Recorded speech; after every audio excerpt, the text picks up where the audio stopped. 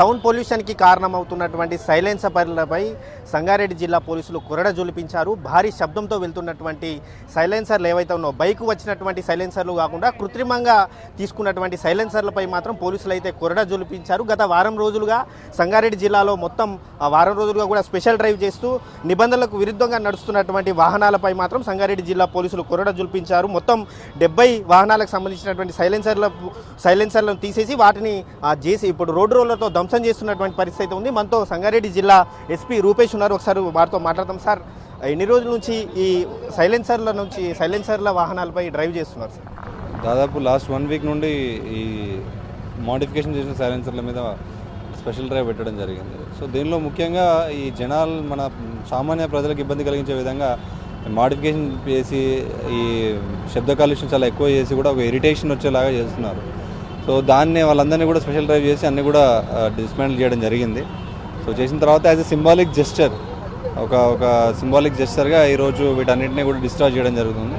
So దీంతో ఎవరైతే ఆకతాయిలు ఉన్నారో, ఎవరైతే ఈ మోడిఫికేషన్ చేస్తున్నారో, సో వాళ్ళందరికీ ఒక మెసేజ్ ఇవ్వడానికి మాత్రమే తప్ప ఇది వేరే దానికి ఏం లేదు. సో ఈ సమయంలో I request every one to follow the guide lines of the motor vehicle act.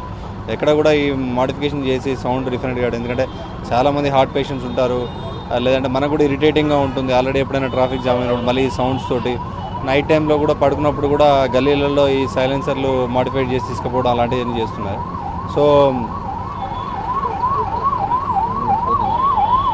So ఇట్లాంటి టైంలో అందరికీ కూడా చెప్పేదంటే ఇట్లా మోడిఫికేషన్స్ చేయొద్దు. ఏదైనా ఉంటే మాత్రం ఇలాగే చేయడం, నెక్స్ట్ క్రిమినల్ కేసులు పెట్టడం కూడా జరుగుతుంది. అంటే ఒక్కొక్క సైలెన్సర్ కాస్ట్ ఎంత ఉంటుంది సార్? 2-3,000 ఉంటుంది. అంటే వీటిని మెకానిక్ షాప్లో చాలా వరకు కూడా షోరూమ్లలో వీటిని మామూలుగా ఫిక్స్ చేయడు, ప్రైవేట్ మెకానిక్ షాప్లలో వీటిని ఫిక్స్ చేయడం జరుగుతుంది. అటువంటి మెకానిక్ షాప్ల వాళ్ళకు మీరు ఇచ్చే సూచన ఏంటి సార్? మంచి సజెషన్. వాళ్ళని కూడా బైండ్ ఓవర్ చేస్తాము. వాళ్ళని కూడా పిలిచి ఖచ్చితంగా ఇవి మ్యానుఫ్యాక్చరింగ్లోనే ఎక్కడ కూడా సేల్ చేయకుండా మనం చేస్తాం.